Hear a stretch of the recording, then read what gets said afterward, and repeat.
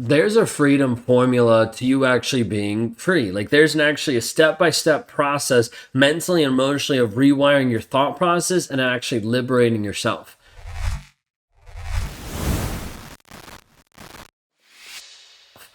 It is a process that I've seen, that I've grown, and that I've developed over the past several years.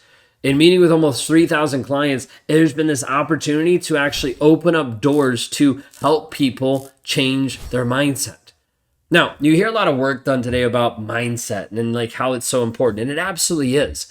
But more than just mindset being like thinking positive thoughts or thinking happy mantras, I want you to understand that typically mindset comes down to the story that you're telling yourself. Now, when we talk about the story that we're telling ourselves, the story is this idea of how you're viewing life. Like you view life through your own lens, through your own set of glasses. Some of your glasses might be rose-colored and you've been minimizing the abuse that's been happening in your life. Some of the glasses might be like certain description. So like you only see certain things. Some might be a certain prescription that you only see stuff far away. The future faking, you don't see the abuse that's happening close. There could be multiple different types of lenses that you're viewing life, but typically it's telling you and it's selling you a story that you're believing. So we've talked through, and we had a video earlier this week about change your story to change your life and how that rewiring process transforms so many different people. And so inside this process, I started to realize that it's extremely hard for people inside of toxic relationships to even identify what is the story. How do I even figure out what's going on? How do I even expose the story that's in my own life? And working with a lot of clients, we'll sit down, we'll start talking through the story that they believe. And oftentimes the first story that you spit out is typically like a surface level. And we keep going down a level, down a level, down a level, till we finally get to a place where maybe it's like my worth. Maybe it's like because he left me, I'm not good enough. Because he cheated on me, like I can't get any better. Like I can't find love. Like he was the best person. Like there'll be so many different things that typically as you get farther and farther down inside the stories, it starts reflecting more back onto you than what you want to admit. Does this mean I'm blaming you for it? No, not at all. Narcissist abuse is manipulative. It's easy for a narcissist to be able to manipulate other people into believing a false reality. But the hard thing is you start to internalize it, you start to believe it, and it becomes your new story. It becomes your new life, it becomes your new identity, because your worth and value get wrapped up into this relationship and get wrapped up into him. This is really hard to disentangle. It's really hard for people to break apart.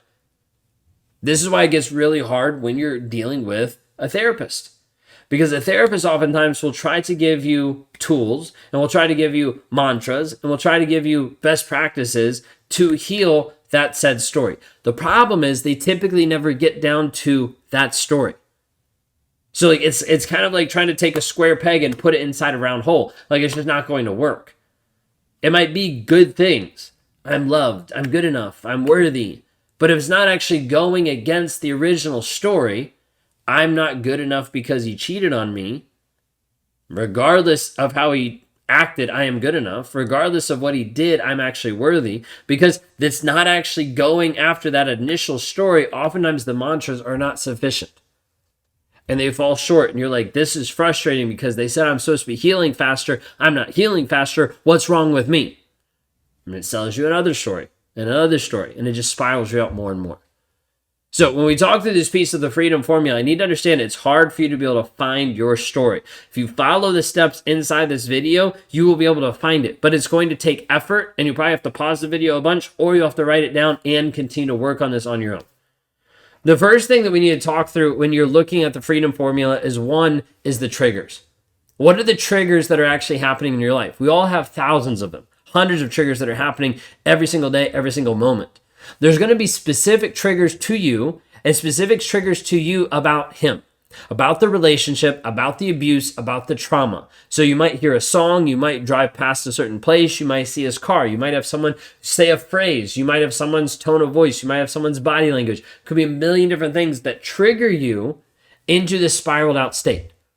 Now, it might be a heightened anxiety. You might have this panic attack. You might have this stress. You might have this pit in your gut. You might have multiple different things. But it's this piece that spirals you out to the place where it's affecting your life. It's affecting your perspective. It's affecting your work. It's affecting your interaction with your kids. Like it's a trigger that is affecting you. Okay. Sometimes it might just be acting like sand in the gears. It feels like you're like walking through quicksand. It feels like you're in like this mental brain fog. Multiple things. Okay. Triggers anything that could happen in your life. Okay.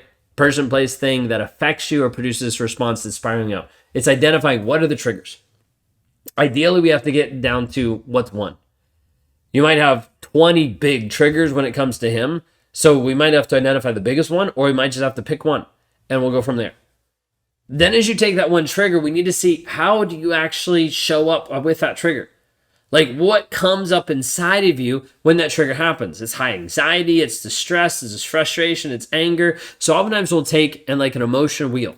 You can Google this online. You can get an emotion wheel like really easy. And when you look at this, start at the center of the emotion wheel. There'll typically be about like 6 different emotions, like negative emotions are typically what we're looking at. 6 negative emotions. Might be like sad, angry, like there's a couple different ones.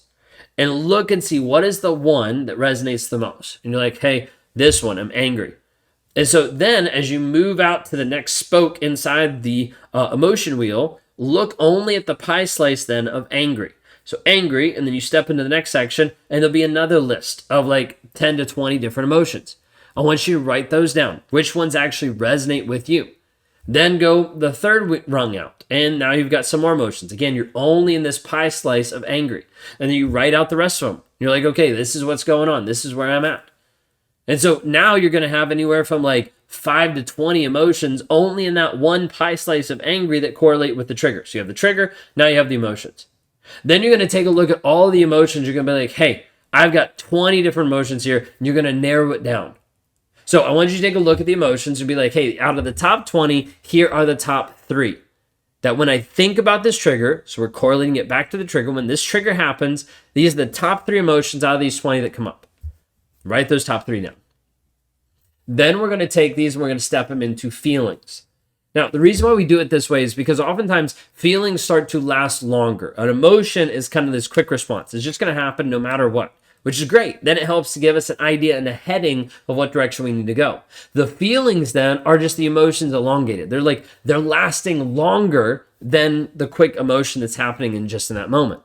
So then we put them into feeling statements. So you've got 3 emotions, and we're going to take each one and we're going to put it into feeling statements. So I feel angry because blah, blah, blah.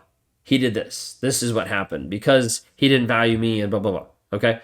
I feel angry because whatever it might be. So you're going through those 3 emotions, whatever the top 3 that you defined, you narrowed it down. I feel emotion because finish out the sentence. Whatever comes to mind, whatever feels like the most in depth. Then we're going to take out of those 3 and we're going to narrow it down to just 1. Inside of this, then you're going to spend some time just sitting with yourself and thinking about the trigger that happened, about the one emotion that you identified, and the one feeling statement. So the trigger is you saw another person that looked like him. You feel angry. So you're like, the trigger, angry, I feel angry because this person reminded me of him and blah, blah, blah. All of this is trying to give you a container to be able to paint the story. Like all of this is trying to set you up to be able to find the story. So you have to sit a lot of times and meditate, think upon it, and actually work through this and be like, okay, what is the story that I'm actually believing? You think of the trigger, you think of the emotion, you think of the feeling. You sit with it and you're like, what are the thoughts that are coming to my mind? What's the story I'm telling myself? What's the narrative? If I had to play this in my mind like a reel and it had him in it and me in it, how would this actually look? How would this play out? What would I be telling myself? What would I be thinking?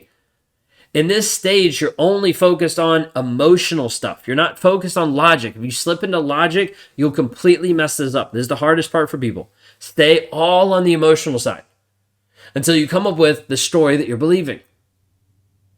Because he left me, I'm not good enough. Whatever it might be.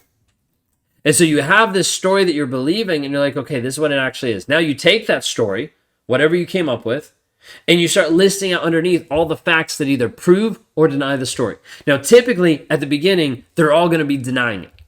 You're going to see this is something that he did that doesn't validate what happened. This is something that doesn't validate my worth, that just shows that he was abusive to me. You start listing out the facts about the relationship.